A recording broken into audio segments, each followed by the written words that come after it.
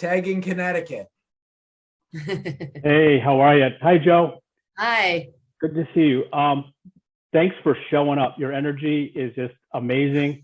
As Scott knows, like you are speaking my language, just the world that I'm in. So using sport to teach life lessons, impacting kids, impacting parents, is amazing. And this is just another thing, Scott, where it shows where the Outlier Project is so special. So thanks. My question is actually when I came in I came in at like, what time?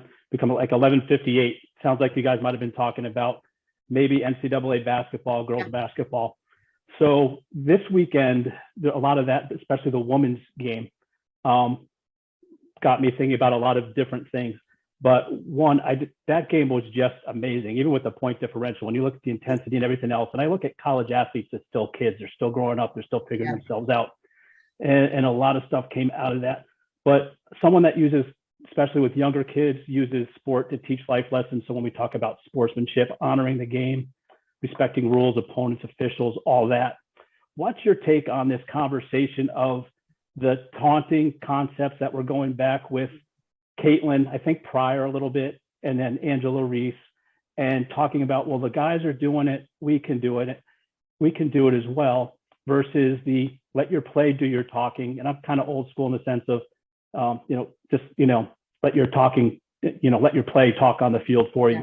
So I'm just curious what your thought is on that conversation this past week. Yeah, no, thank you for asking that question.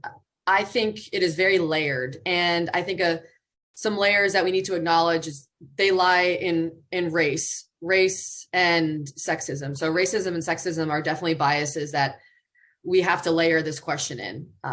I think this is, subjectively speaking, good for the game.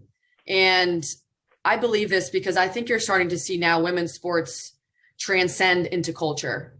And it takes moments like this where we begin to transcend into culture, where as competitive beings, naturally, when you care so much about what you do and the outcome of a game, you are going to have incredibly strong emotions that come with that. And the Washington Post had an incredible article about Caitlin Clark, how she's been working on her own mental toughness because she is someone who operates at an incredibly high level of emotion. You'll hear that from her teammates. She describes herself as operating at a high level of emotion, and she's had to understand how to turn down that dial. Because as we all know, operating at a high level of emotion isn't always the best outcome, right? Won't lead to the best outcome. So I think that scenario was two competitors, right? It was two competitors in a national championship. And did it get past the point of sportsmanship? It's nuanced, right? It's very nuanced.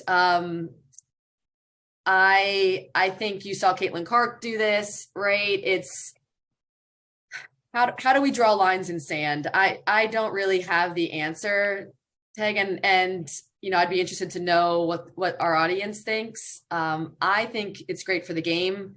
You had Caitlin Clark on an interview on ESPN saying, "Hey, this is the competitive nature of what we do, and love me or hate me, like I'm in your brain, right? You care about me." And I think that is the takeaway, is that you're seeing women compete at such a high level and people truly paying attention. And this is the natural consequences of having social media, of having judgments come from the outside, that we're going to have situations like this. And I tend to invite them because I think it encourages these types of conversations, and it does elevate the women's game, I think, into a transcendent aspect that bleeds into culture. So that's my take on it. What were your thoughts? You think it was a little bit more unsportsmanlike?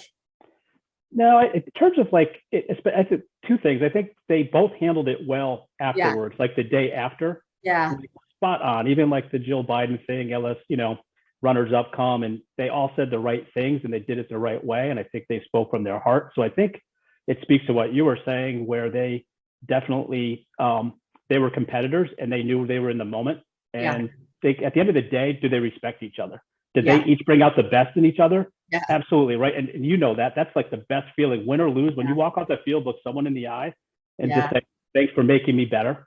That there's not a better feeling in the world as far as I'm concerned. So I think that part is cool, and I think it is a transcendent thing. And I agree too. The layers that were there, and some of it I think was manufactured too, which is unfortunate. But in terms of, but it's definitely there. But they found their voice. They did it in a cool way. So it had to play out though, I think, a little bit in the media and in the national station for it to let the dust settle. Yeah, I think it's important for us to acknowledge how much sexism plays a role in this. And I think so very often women are held to a double standard where we ask them to dominate on the field, but then when they get off the field, cross your legs and shut up. That's essentially what we want from female athletes. And we're sick of it. You know, I think they get criticized for celebrating in the same ways that the men celebrate. The women's national team saw this when they beat Thailand 13-1. You're running up the score. When they won the Women's World Cup and they're drinking in the locker room, how can mothers of children and women be celebrating with this type of alcohol, right? It's ridiculous. And I think we're seeing this again where we're expected to compete at the highest level, but, oh, don't be too dominant. Oh, don't be too aggressive. Don't be too outward and forward, because that intimidates us, right? It says more about us as a society than it does about them, that this type of interaction makes us feel uncomfortable. And I think we have to start opening our minds to the dominance of women, because we're not used to it, and we're told it's not okay. And we can't expect one without the other, right? So I think that's something we need to acknowledge, is that with this type of intensity, with this type of competitiveness, we're going to invite these kinds of interactions because it's part of the game. And it should be as a part of the women's game as much as it is the men, and we shouldn't be held to this double standard.